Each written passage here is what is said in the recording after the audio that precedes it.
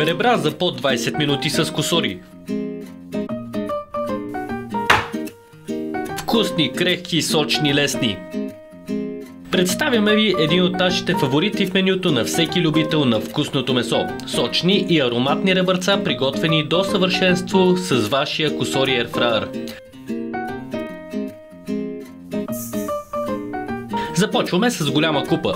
Смесваме кафява захар, сол, черен пипер, пушен и лют червен пипер, чесън и лук на прах, риган и щипка канела. Това не е просто марината за нашите ребърца, това е вълшебство, което ще превърне месото в кулинарно произведение на изкуството. Разбъркваме.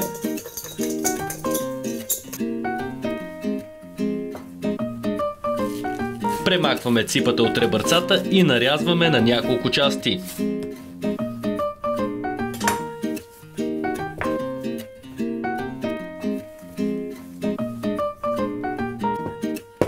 Овалваме ребърцата в подготвената смес, уверявайки се, че са добре покрити от всички страни. Добавяме зехтин.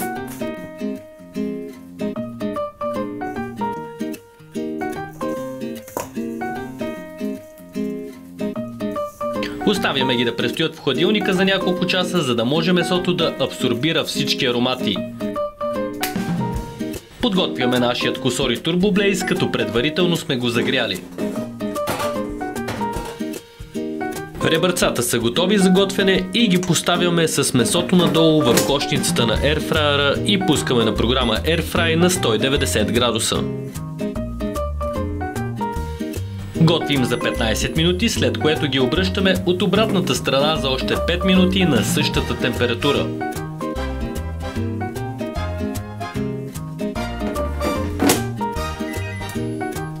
За финалния щрих намазваме ребърцата обилно с сос барбекю и ги връщаме в фритюрника на по-висока температура 230 градуса за още 2 минути, за да се карамелизира сосът и да добави богат, плътен вкус.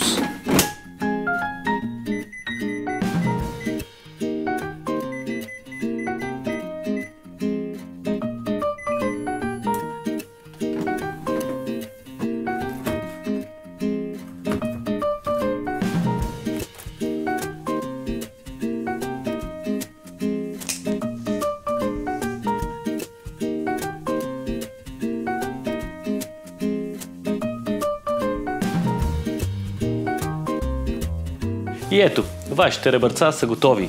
Перфектни, за да им се насладите. Сервирайте горещи, украсени с пресен лук или любимите билки.